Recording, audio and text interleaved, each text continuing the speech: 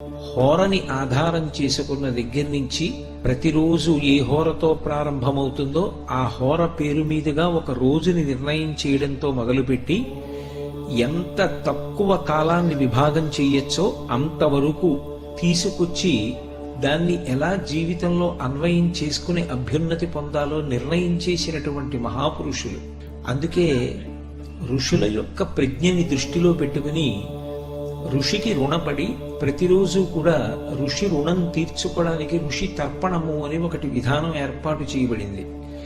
దానితో పాటుగా పుట్టినటువంటి ప్రతివాడికి ఉండేటటువంటి రుణత్రయంలో ఋషి రుణము అని, ఆ ఋషులు మనకి ఇచ్చినటువంటి వాంగ్మయం ఏదైతే ఉందో దాన్ని చదువుకోవడం, ఇతరులకు దాన్ని ప్రబోధం చెయ్యడం అత్యంత ప్రధానమైనటువంటి విషయాలుగా పేర్కొనబడ్డాయి. ఆ ఋషి రుణం తీర్చుకోకపోతే ఆ జీవితానికి అర్థం లేదు. అటువంటి మార్గదర్శకులైనటువంటి ఋషులు భగవంతుని యొక్క ఉపాసనకి సంబంధించినంత వరకు ఏది పరమ పవిత్రమైనటువంటి కాలము అన్నది కూడా నిర్ణయం చేశారు. భాతం అంటే వెలుగు, కాంతి అని అర్థం. ఏ కాంతి అంటే లౌకికంగా మనం వెలిగించినటువంటి దీపము వలన వచ్చినటువంటి కాంతి అని కాదు. జగచ్చక్షువు అని లోకమునకంతటికీ కూడా కాంతినివ్వగలిగినటువంటి వాడు సూర్య భగవానుడు. ఆ సూర్యోదయం ఎప్పుడవుతుందో అప్పుడు విస్తారమైనటువంటి కాంతి ప్రసరిస్తుంది. అటువంటి కాంతి ప్రసరణం అవడానికి 88 నిమిషముల ముందు ఉన్నటువంటి కాలమేదో దాన్ని ప్రభాతం అంటారు. అంటే ముందున్నది అని అర్థం. దోషం అంటే చీకటి అని ఒక అర్థం. ప్రదోషం అంటే చీకటి పడడానికి ముందున్నటువంటి కాలం, దానినే ప్రదోష వేళ, అసుర సంధ్య, ఉత్తర సంధ్య అని పిలుస్తూ ఉంటారు. అలాగే భాతంనకు ముందు ఉన్నటువంటి కాలం ఏదున్నదో అది ప్రభాతం. అంటే సూర్యోదయం ఎప్పుడు జరుగుతుందో అక్కడ నుంచి 88 నిమిషాలు ముందుకి లెక్క పెట్టుకోవాలి. ఆ 88 నిమిషముల కాలము కూడా ప్రకృతి అంతా కూడా పూర్తిగా భగవత్ శక్తి చేత నిండిపోయి ఉంటుంది. అందుకే దాన్ని బ్రాహ్మీ ముహూర్తము అని పిలుస్తూ ఉంటారు. బ్రాహ్మీ అంటే సరస్వతీదేవి అని ఒక అర్థం. సరస్వతీదేవి యొక్క అనుగ్రహ ప్రసరణము జరిగినటువంటి కాలము కనుక అది పరమ ప్రశాంతమై ధ్యానమునకు మనసు సత్వగుణంతో నిండి ఉండడానికి, కృతజ్ఞతావిష్కారానికి, ఉద్వేగం పొందకుండా ఉండడానికి తగినటువంటి కాలం. అంత యోగ్యమైనటువంటి కాలము కాబట్టే దానికి ప్రభాతం అని పేరు. అటువంటి ప్రభాతం ఏదైతే ఉందో సూర్యోదయానికి 88 నిమిషముల ముందున్న కాలము ఏది ఉన్నదో అది సుప్రభాతం, చాలా మంచి ప్రభాతం అవుతుంది.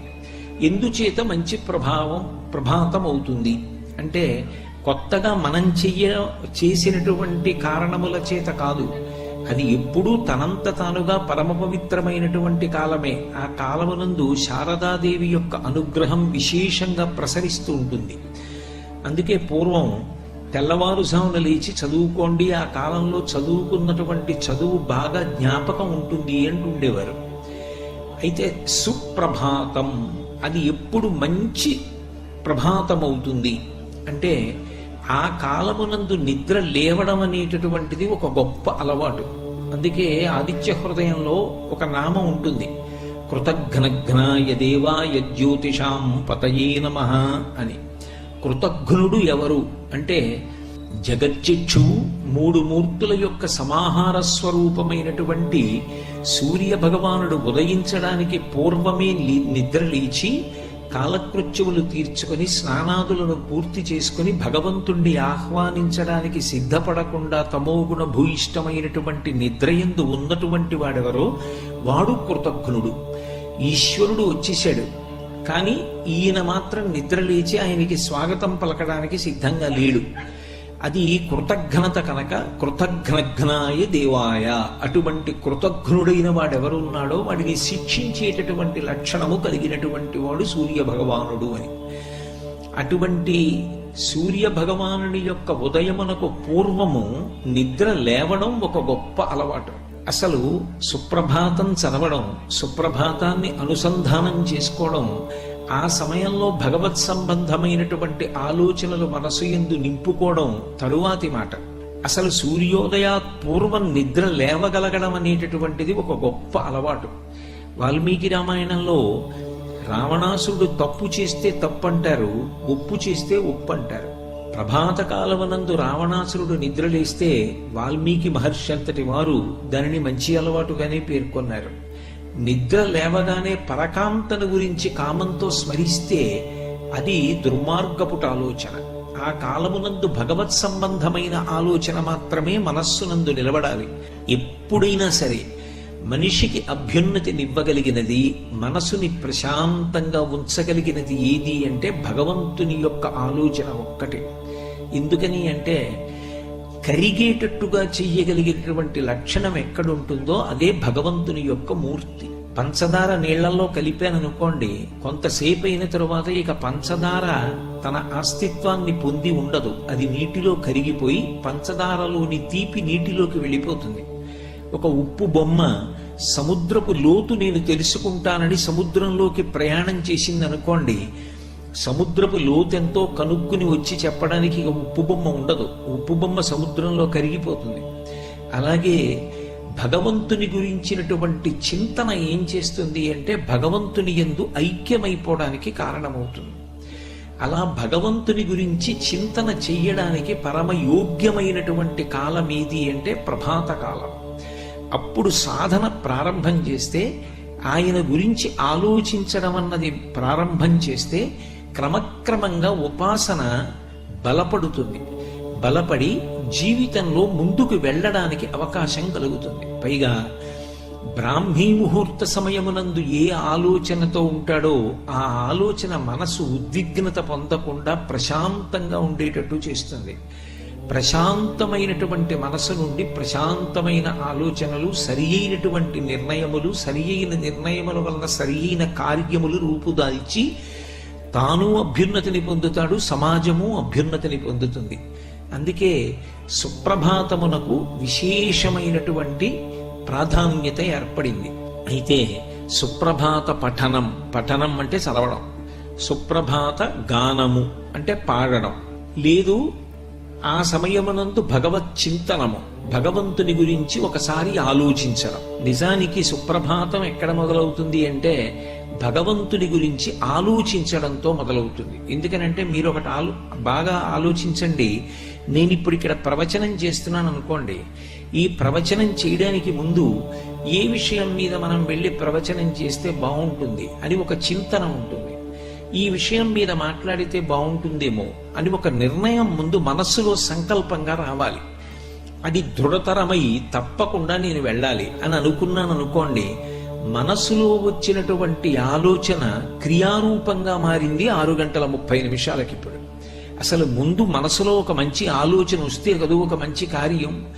మంచి ఆలోచన రానప్పుడు అది మంచి కార్యంగా ఎలా మారుతుంది? మారదు. మనసులో దుష్టమైన సంకల్పములు వస్తే దుష్టమైన కార్యములే చేస్తాడు, మంచి సంకల్పములు వస్తే మంచి కార్యములు చేస్తాడు. అందుకే సుప్రభాతమునకు ప్రారంభం ఎక్కడుంటుంది అంటే స్మరణ యందు ఉంటుంది. స్మరణము శరీరమునందున్నటువంటి మిగిలిన ఏ అవయవమునకు కానీ, సూక్ష్మ శరీరంలో ఇతరమైనటువంటి ఉపకరణములకు కానీ చెందినది కాదు. స్మరణము ఒక్క మనసు మాత్రమే చేస్తుంది. స్మరణ అంటే జ్ఞాపకానికి తీసుకురావడం, ఒకసారి గుర్తు చేసుకోవడం. ఆ గుర్తు చేసుకోగలిగినటువంటి లక్షణం ఎవరికి ఉంటుంది అంటే ఒక్క మనస్సుకే ఉంటుంది. అందుకే పైకి ఏమీ చదవకపోవచ్చు, పైకి ఏమీ పాడకపోవచ్చు, కానీ చింతనము తంతు అంటారు. తంతువు అంటే దూది పట్టుకుని సాగతీస్తే తీగ కింద ఎలా వెడుతుందో అలా చింతనము కొనసాగినా కూడా సుప్రభాతమే కాదు. భగవంతుని గురించినటువంటి ఆలోచన ఒక పద్ధతిలో వెళ్ళడం కోసమని మహాత్ములైనటువంటి వారు సుప్రభాత రచన చేస్తారు. ఒక్కొక్క దేవాలయంలో ఒక్కొక్క రకమైనటువంటి సుప్రభాతాన్ని గానం చేస్తారు. ఆ సుప్రభాతాన్ని బట్టి ఆ క్షేత్రమునందు ఉన్నటువంటి స్వామి వైభవాన్ని స్మరణకి తెచ్చుకొని మనసుకి ఆలంబనం ఇస్తారు. ఆలంబనము అంటే ఆధారము అని. ఓ పసిపిల్లవాడు ఉన్నాడు అనుకోండి, వాడికి మీరు ఏ వస్తువు ఇవ్వలేదనుకోండి, వాడు ప్రమాదకరమైనటువంటి వస్తువు కూడా ముట్టుకుంటాడు. మీరు ఒక క్షేమకరమైన వస్తువు పట్టుకెళ్ళో పిల్లాడికి ఇచ్చారనుకోండి, వాడికి ఓ వంకాయ ఇచ్చారనుకోండి, వాడు దాంతో ఆడుకుంటాడు. మీరు ఇవ్వలేదనుకోండి, వాడు కత్తి పట్టుకుని ఆడుకుంటాడు. ఆఖరికి వాడికి ప్రమాదం తెచ్చుకుంటాడు. పసిపిల్లవాడిలా ఉంటుంది మనస్సు. దానికి ఆలంబనం ఇవ్వాలి, ఏదో ఒక వస్తువుని అందించాలి. అందిస్తే దాన్ని పట్టుకుంటుంది, పట్టుకుని ఆలోచిస్తుంది. అది దానికి ఉన్న అలవాటు. మీరు అలా ప్రయత్నపూర్వకంగా 4 రోజులు దానికి అందించారనుకోండి, నువ్వు నిద్ర లేవగానే ఇలా చెయ్యాలి. మొదట్లో మొరాయిస్తుంది, ఇదెక్కడి గొడవ నీ చేయనంటుంది. కానీ మీరు అలవాటు చేశారనుకోండి, అది ఏం చేస్తుందంటే నిద్ర లేచిన తర్వాత అదే జ్ఞాపకం చేస్తుంది. ఇలా ఆలోచించాలి కదూ, ఇదో నియమం పెట్టావు కదా నువ్వు అని ఆలోచించడం మొదలు పెడుతుంది.